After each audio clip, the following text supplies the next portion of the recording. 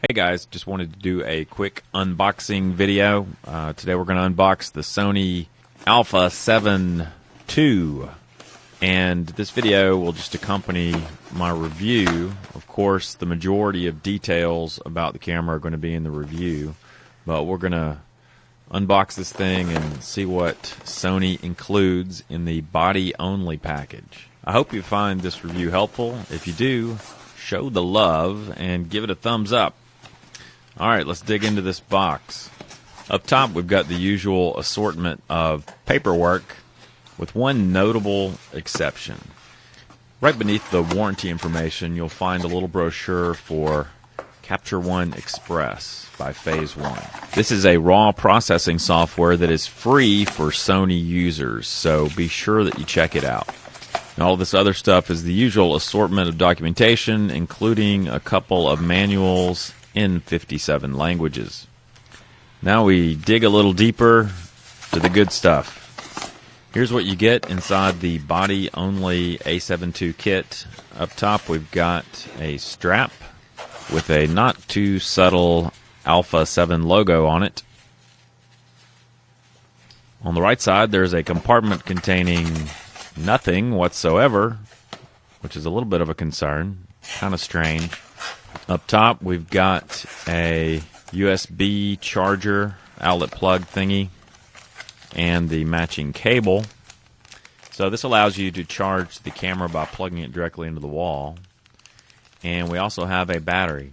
Unfortunately, we do not have an external battery charger. So that's something that you'll probably want to purchase separately.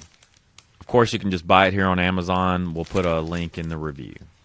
Now on to the camera body itself. Now the body of the version 2 model weighs about 5 ounces more than the first generation A7. As you can see, the camera is just a little bit more bulky. It's, I don't know, a couple of millimeters thicker, if that. And of course all of this is due to the in-body image stabilization hardware.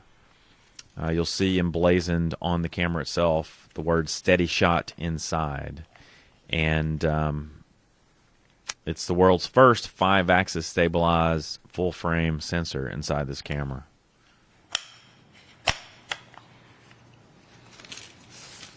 Up top we've got a PASM control dial. We've got an exposure compensation dial. A couple of custom buttons, C1 and C2. And the shutter release button, which is moved to the front of the camera, so it's kind of hanging out on front where your finger would probably be resting anyway. It's a much more natural position. And I know a lot of people are going to upgrade to the A7 II for that very reason. This camera is equipped with a multi-interface shoe, so it accepts all the different multi-interface shoe accessories, like wireless microphones and so forth.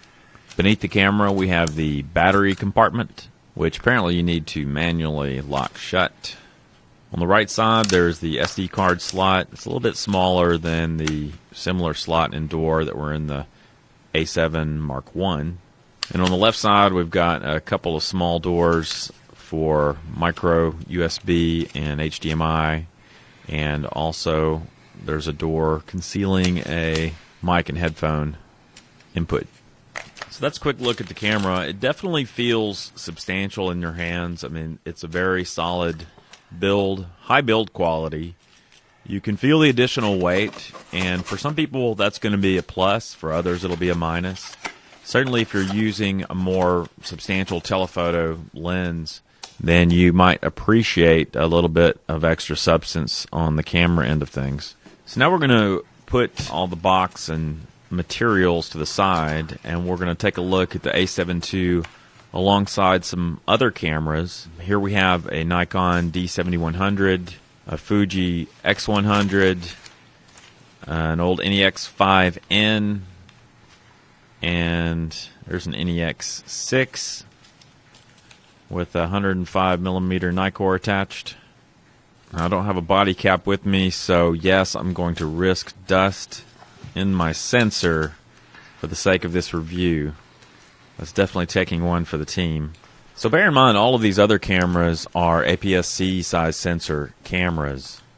And of course, none of them have in-body image stabilization. Now, the Sony 5 series is just light as a feather. But you put it next to the A7 and you might see some family resemblance. The A7 looks like the NEX5 and a DSLR had a baby. So keeping it in the family, let's take a look at the A7 next to an NEX6. The NEX6 body is very similar to the A6000 body by Sony. Of course, those bodies are more rangefinder style. Here's the Fuji X100, which is a fixed lens camera, and the D7100, which shares a body really with the D610. And it's not much different from a D750 either. They have very similar bodies. So if you're shopping the D610 vis-a-vis the A7, this might be of some help. You can see the A7 is much smaller in size, even though it has a built-in image stabilization system. So finally, let's attach a lens to our new A7 II and see how it looks. This is an old Nikkor 50mm f1.4, and I'm using a very basic lens adapter with it. It feels really well balanced on this camera, actually. The extra girth in the body of the A7 II just serves to kind of stabilize a larger, older piece of glass like this. And of course now, thanks to the technology inside this camera, we've got steady shot paired with this lens that's probably 40 years old. So that is a really cool and exciting feature. So that's what's inside the box of the Sony Alpha 7 II Body Only Edition. I hope you found this video and the review helpful. You can check back to this review periodically, as it will be updated as I spend additional time with the camera. But now, it's time to go take some photographs. Thanks, guys.